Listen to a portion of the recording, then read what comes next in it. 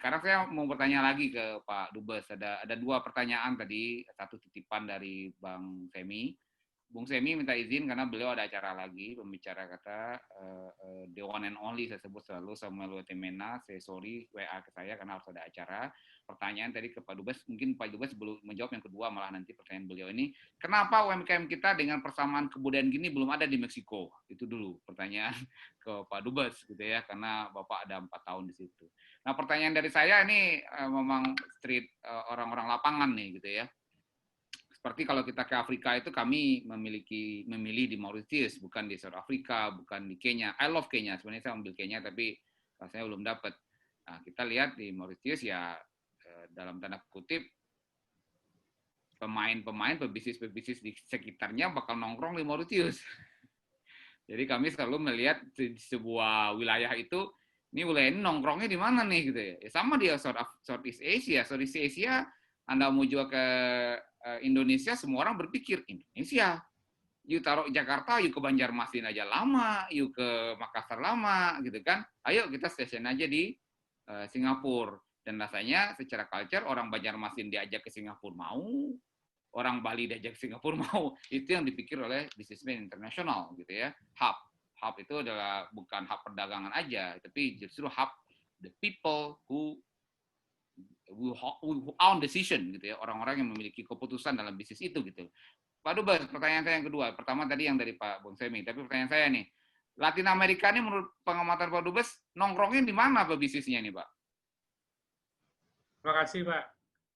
Kalau kita lihat memang pusat pameran yang ada di Meksiko itu merupakan basis dari nangkringnya para pebisnis dari Amerika Latin. Kalau kita lihat yang namanya Guadalajara itu salah satu pusat expo yang dalam beberapa kali setahun diadakan untuk berbagai sektor. Dan kita lihat bahwa semua pemain dari Amerika Latin, Eropa, Cina, dan even Afrika juga ada yang masuk ke sana. Gitu. Karena memang lokasinya yang sangat strategis dan sentral. Kita sebut saja dari mulai kereta api, gitu ya, spare part kendaraan bermotor, pesawat terbang, kemudian UMKM, produk makanan, produk pakaian, itu ada di sana. Itu satu. Yang kedua, kalau pertemuan-pertemuan internasional juga, itu juga lebih banyak diselenggarakan di sana. Karena sentral, yang kedua mereka dekat dengan Amerika tentunya. Kalau untuk efisiensi dari biaya perdagangan gitu ya, kita melihat juga Meksiko menawarkan sesuatu yang lebih menarik. Karena apa? Karena dia punya dua pelabuhan, yang kedua pelabuhannya sekarang itu terhubung dengan railway, itu sampai ke Toronto. Dan sekarang misalnya Kanada itu mengekspor GMC-nya ke Seoul atau ke Korea Selatan dan Jepang, itu melalui pelabuhan Lázaro Cárdenas atau Manzanillo di Meksiko. Kenapa? Karena handlingnya sangat efisien, dan masa tunggu di pelabuhan juga tidak lama. Gitu. Atau masa merapat kapal juga 1 hari bisa masuk di pelabuhan itu. Dari segi biaya sudah sangat efisien sebetulnya. Dan banyak negara-negara di kawasan itu mengandalkan pelabuhan itu. Karena sekarang jalur daratnya juga dibuka untuk tembus ke wilayah-wilayah Amerika Tengah. Dan sekarang juga lama pelayaran kontainer dari Indonesia ke sana, dulu 30 hari, sekarang 24 sampai 26 hari. Dengan banyak tawaran-tawaran yang lebih menarik, karena banyak perusahaan kontainer yang membuka fasilitasnya di pelabuhan-pelabuhan yang ada di pantai barat Meksiko itu. Itu yang ingin saya katakan, Pak. Artinya, kalau mereka nangkring, ya tentunya nangkring di tempat yang di tengah-tengah. Di tempat yang pasarnya besar, yaitu ada Amerika dan ada Kanada di situ. Karena produk-produk dari Amerika Tengah dan Latin ini diserap oleh pasar yang jumlahnya 300 juta lebih, yaitu Amerika Serikat. Dan dipasarkan ke berbagai negara di wilayah Asia dan Pasifik. Itu pertanyaan Pak Nandar yang kedua tadi. Yang pertama saya ingin sampaikan mengenai budaya gitu. Kenapa UMKM kita belum banyak masuk ke sana? Katakanlah sekarang kalau kita ingin melihat satu sektor saja, yaitu tenunan yang kita sebut dengan ikat. Karena kita lihat bahwa turunan ikat ini merupakan perjalanan panjang dan sudah dimiliki dan diklaim oleh banyak negara sebagai tenunan tradisional mereka. Yang kepikir oleh saya, Pak, adalah kenapa kita tidak punya inisiatif sendiri untuk mengumpulkan negara-negara yang mempunyai kesamaan kerajinan lokal ini gitu. Ini kan tradisi gitu. Dan kalau kita lihat bahwa tradisi ini kan terjadinya karena ada jalur perdagangan pada masa lalu. Nah, ini tidak berbeda dengan Silk Road gitu. Silk Road ini berhasil dikapitalisasi oleh negara seperti Cina misalnya, sehingga sekarang menjadi kekuatan yang sangat dahsyat, kekuatan global gitu. Nah, bisa nggak misalnya salah satu negara yang memiliki jalur dari tenunan seperti yang kita sebut tenunan ikat ini bisa mengangkat tema seperti ini gitu, atau melakukan hal-hal paling tidak memulai upaya dari dasar gitu. Kalau menurut saya, daripada kita misalnya mengandalkan uluran tangan dari pemerintah yang terbatas gitu, kita impresikan dulu pemerintah gitu, bahwa ini ada sesuatu yang akan memberikan manfaat lebih besar bagi kita ke depan gitu. Karena saya tahu gitu, kenapa misalnya New Zealand, negara kecil itu bisa melakukan hubungan FTA dengan Meksiko. Kenapa gitu ya? Bisnisnya duluan ya, Pak? Nah, simply karena mereka melihat adanya keuntungan-keuntungan yang bisa mereka tawarkan, dan mereka lebih dulu menawarkan hal itu kepada Meksiko, dan memberikan saran-saran apa-apa yang bisa menguntungkan Meksiko di dalam melakukan perdagangan bilateral. Dan mereka kemudian menohok dengan produk yang mereka tampilkan. Nah, kembali ke tenun ikat, saya kira kita punya Spanyol, punya Portugis, punya Maroko, punya Tunisia, Azerbaijan, Uzbekistan, kemudian Thailand Selatan, kita punya Filipina, kita punya Meksiko, Guatemala, El Salvador, Honduras, Guatemala tadi sudah saya sebutkan ya, Nicaragua dan Chili juga punya, Peru juga punya itu. Kenapa kita tidak punya inisiatif sekarang di tempat kita sendiri di Jakarta, mungkin difasilitasi oleh tokoh seperti Watimena, Pak Samuel Watimena misalnya, yang memang punya keahlian di bidang itu. Kita mulai dari situ dulu gitu. Kita mengimpress gitu semua pelaku bisnis, dan kita ajak negara-negara itu yang punya perwakilan di tempat kita, di Jakarta sini gitu.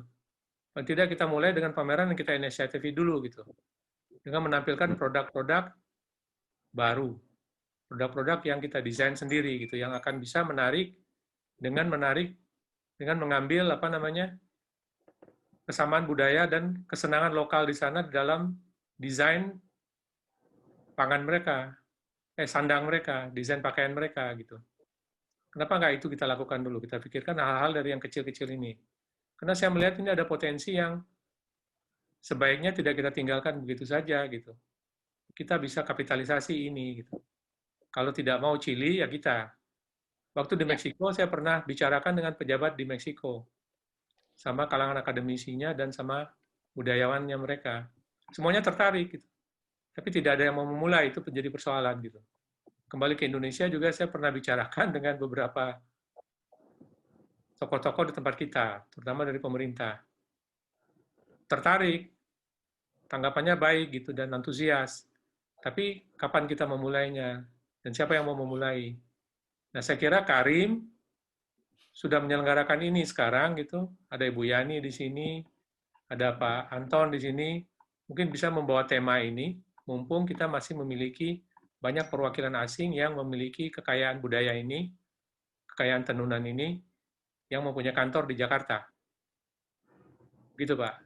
Terima kasih. Terima kasih. Terima kasih, Pak Dubes. Jadi ini menarik ya. Jadi kita bahas mulai agak, ya saya cuma bilang beda. beda dengan yang lain gitu ya, tapi tetap kita tidak meninggalkan, karena memang harus data-data dari teman-teman ke pemerintahan, Kemendak terutama, itu penting sekali. Jadi Bapak-bapak, Ibu-ibu udah lihat datanya, kalau Indonesia udah meratifikasi perjanjian di Chile gitu ya. Mungkin ya kemarin bertanya audiens ya, kenapa Karim tidak membahas tentang Chile, dan saya sudah jawab tadi, karena kami melihat ada titik temu budaya. Jadi ketika seorang bisnis, Bapak-bapak, Ibu-ibu, ketika kami salesman datang ke sebuah negara, itu selalu bicara can I trust you or not ya, bukan neraca dagang dulu. Betul Bu Yani ya? Betul. Betul banget. Karena neraca dagang, kemudian regulasi segala macam, kalau kita udah setuju ya kita bisa menyikapi loh. Itu businessman, ya kan? Kita menyikapi. Satu. Kedua, di prakteknya begitu kita mau ekspor ke sebuah negara, kadang-kadang kita dealnya nggak di negara itu kok. Saya menembus Moskow, itu saya terus terang dikasih job, Bu Yani tahu saya di mana kerja dulu. Saya dikasih job untuk menembus Moskow, waktu lu 1 tahun Dar katanya. Itu saya nggak ke Moskow dulu, saya baru ke Moskow hari akhirnya. Tapi saya ke Dubai 2 kali, ke Macau 1 kali, ke Thailand 1 kali, untuk bertemu orang yang saya tahu base-nya di Moskow. Tapi saya tahu dia bakal ke Macau, saya tahu dia lama di Dubai, saya tahu itu, tapi saya datangin. Nah itu poin saya kenapa kita mengasih judul ke Amerika Latin, tapi via Meksiko, karena pertama budayanya sama, berarti kita datang, orang tidak akan melihat kita alien, maksudnya kalau budayanya bawa baju yang bagus, yang sama gitu ya. Jadi we have a friend a lot di warung kopinya gitu Pak Dubes ya. Jadi orang itu ya sama kita, dia ngopinya di sini, orang ini datang, itu poin saya. Baru business is going lama gitu ya, cepat gitu ya. Bakal panjang. Jadi jangan datang bawa produk gua segini, font ini, packaging, semua orang gampang. Itu mudah bagi kami. Bu Yani ini orang packaging, kita buka kartu nih. Mereka orang packaging. Packaging itu Bapak Ibu, mau hurufnya mau berapapun, tinggal bawa ke desainernya, selesai sama dia. Pertanyaannya, kenapa Anda sebagai produsen tidak tanya dulu kepada partner Anda di negara itu? Betul ya? Mau font kayak apapun, Bu, packaging bakal dibikin. Saya itu dulu dari saya. Sekarang saya kasih ke peserta. Bu Nuryati, silakan Bu Nuryati, pertanyaannya. Langsung. Assalamualaikum warahmatullahi wabarakatuh. Terima kasih sebelumnya sama Pak Karim. Semoga bermanfaat. Saya mau mungkin pertanyaan saya itu umum sih ya. Saya punya produk itu wedang uwoh rempah. Alhamdulillah baru hari ini kemarin saya deal dengan pengusaha dari Singapura. Beliau mau isi market wedang uwoh saya di Singapura karena dia pengusaha dan dia ekspornya. Tapi saya masih mengawalinya kilo. Alhamdulillah beliau pesan ke saya 60 box. Insya Allah besok saya kirim. Kemarin sudah nih. Alhamdulillah. Ini saya mau menanyakan bagaimana peluang wedang uwoh rempah. Saya dari rempah-rempah sih, bukan uwoh yang berupa daun-daun itu. Saya ramu sendiri, saya produksi sendiri. Saya dari UMKM. Alhamdulillah pemasaran saya sudah menyebar di seluruh Indonesia. Tapi ini bukan agen-agen sih seluruh Indonesia, cuman ya masih UMKM. Dan saya itu berharap bagaimana ya UMKM itu bisa karena rata-rata mereka itu memikirkan bahwa ekspor itu sulit gitu loh. Ekspor itu syaratnya sulit gitu aja. Dan bagaimana pasarnya wedang uwoh itu saat ini, apalagi berhubungan dengan rempah-rempah yang saat ini sangat dibutuhkan sih untuk menjaga imun tubuh gitu yang alami tanpa pengawet gitu. Dan ini insya Allah asli Indonesia. Karena saya baru menyimak, mohon maaf saya tadi nggak tahu materinya karena sinyalnya agak hilang-hilang nih Pak Karim. Mohon maaf, saya baru masuk, kasih kesempatan untuk bertanya. Ya mungkin intinya kesimpulannya itu bagaimana pemasaran kita gitu aja sih. Mudah-mudahan bermanfaat, Karim. Makasih banyak untuk semuanya. Siapa yang bisa jawab? Apa Bu Yani pernah bawa produk seperti ini? Apa rempah, makanan? Oke. Saya waktu itu pernah ke Puerto Vallarta. Jadi di sana ada pameran khusus produk organik ya, Pak Dubes ya, yang waktu itu saya ke sana itu. Dan memang untuk produknya Bu Nuryati ini produk organik kan Ibu, ya kan? Ada komunitas di sana ada. Itu kalau nggak salah di sana itu pernah ada yang komunikasi dengan saya, itu di Monterey, Pak Dubes. Waktu itu saya duduk bersama di dinner table gitu, dan mereka memang punya outlet khusus untuk organik itu di Monterey gitu. Nah jadi untuk produk yang Ibu punya ini market ada, oke. Cuman ya itu tadi packagingnya benar-benar totally harus dirubah. Namanya mereka nggak bisa Bu ngomong sakti, nggak bisa Bu. Harus itu di Spanyolin dikit gitu loh.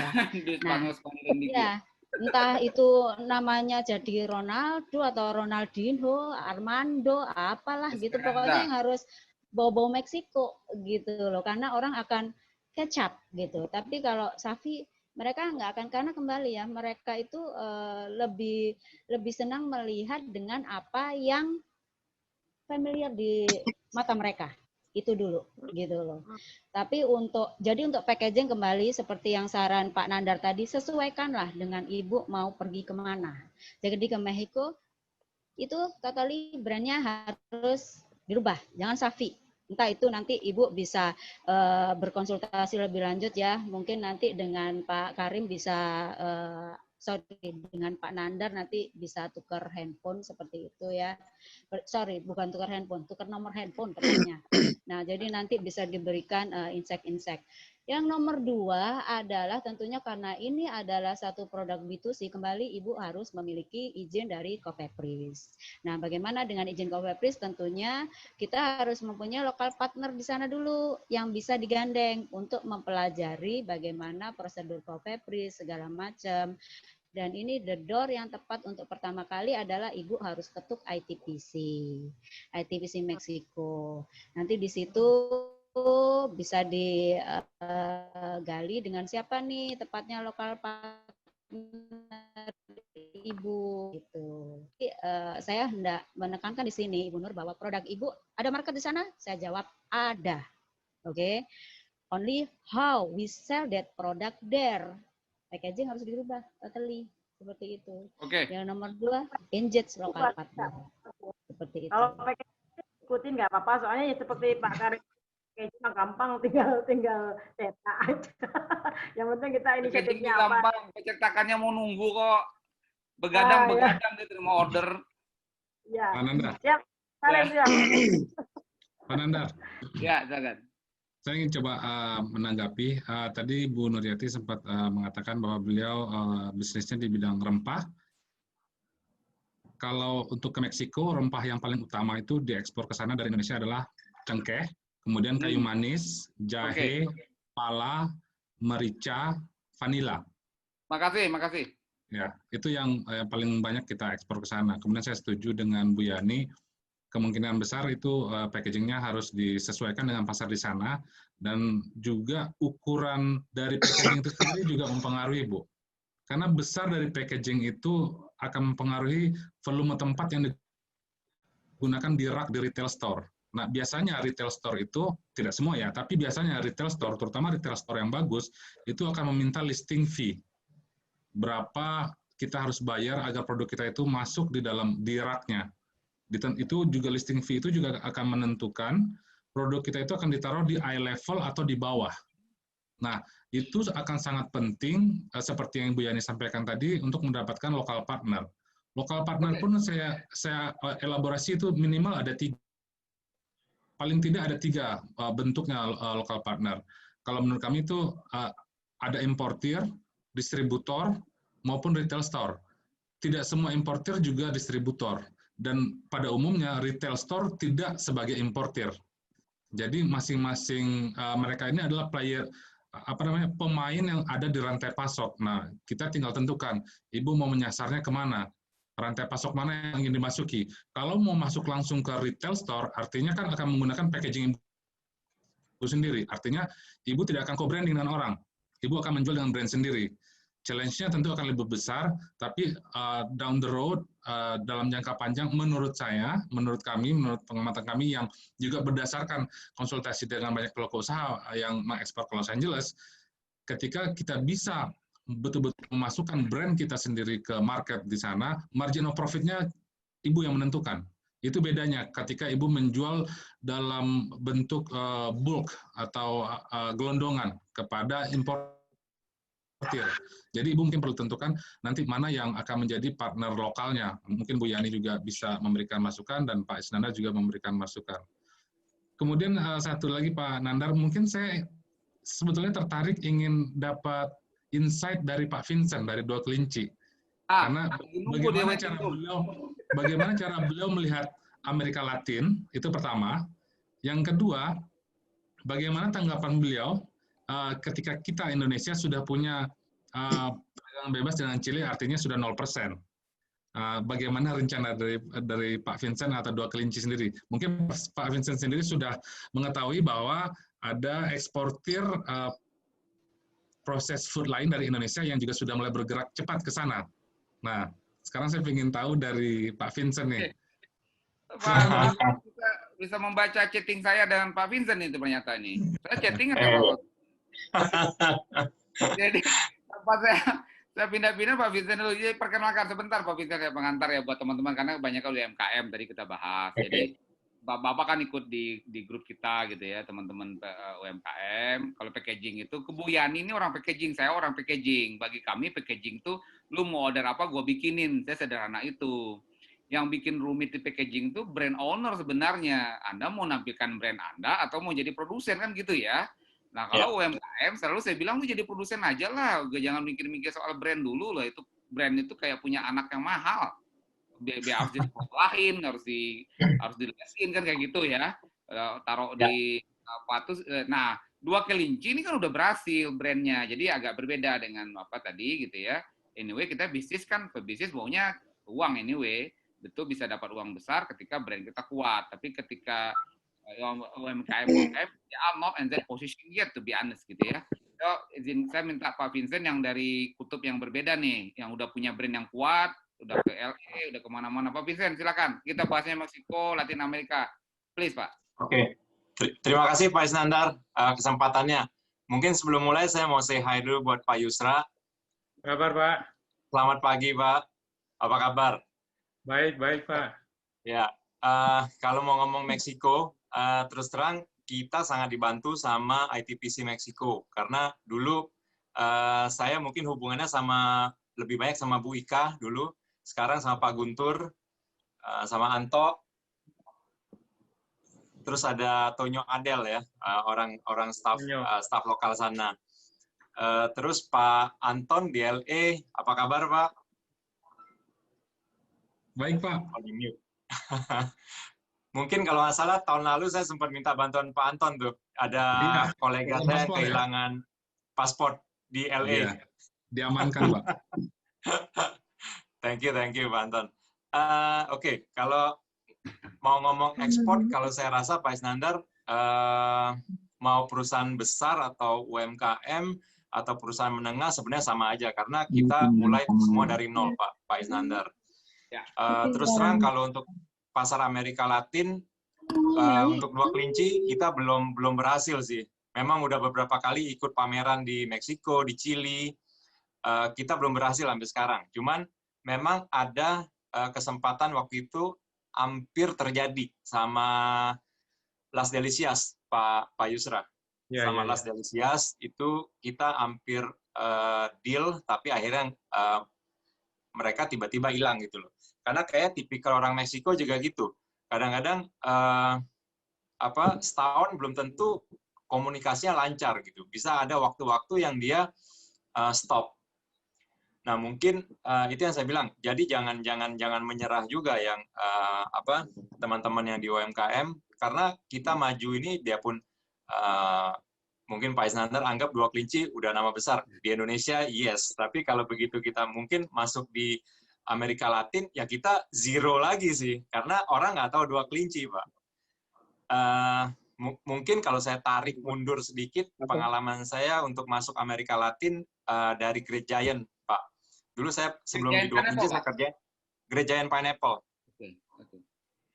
Saya di Nanas Kalengan, Great Giant Pineapple. Itu kita ekspor dulu ke Chile, Peru, sama Argentina awalnya sebelum masuk Meksiko. Benar itu yang dibilang bahwa di Chile itu zero duty dan even untuk visa pun kita nggak perlu visa ke Chile. Dan ke Meksiko itu pada saat waktu saya kerja di Great Giant, import gulanya yang rada tinggi. Karena kalau nggak salah seingat saya waktu itu masih 35%. Akhirnya diturunin lagi 25, 15%. Kalau nggak salah setelah waktu itu turun 20%, kita baru bisa masuk ke Meksiko. Karena dengan tarif import gula yang tinggi itu, kita jadi nggak kompetitif sama produk lokal. Jadi kalau kita bicara nanas pada saat itu, kompetitornya kalau nggak Thailand, lokal. Kalau Thailand kurang lebih sama. maksudnya tax-nya segala macam sama, tapi mereka mungkin menang di Ocean Freight. Ocean Freight dari Bangkok ke Manzanillo sama dari, waktu itu kita dari Lampung ke Manzanillo itu lebih mahal, Lampung ke Manzanillo. Ya kita harus lihat peluang-peluang itulah, maksudnya benar yang tadi Pak Anton bilang, kita harus hitung juga gitu loh, harga ke konsumennya gimana, jangan kita tetepin harga, tiba-tiba ke konsumen nggak masuk harganya. Kalau saya di Dua Kelinci, saya terus terang, kita implementasi itu bahwa kita tarik harga konsumen wajarnya berapa nih, kita tarik mundur dengan dipotong margin-margin yang player-player Pak Anton sebutin tadi. Jadi ada importernya, ada retailernya, ada wholesale-nya, itu kita potong dulu sampai FOB kita kira-kira masuk kan nih harganya. Kalau masuk bisa kita kerjain, kalau nggak masuk ya mendingan cari yang lain gitu loh. Apalagi ya mungkin saya rasa itu aja sih yang saya bisa bagi malam ini, tapi mungkin kalau ada pertanyaan silahkan. Oke.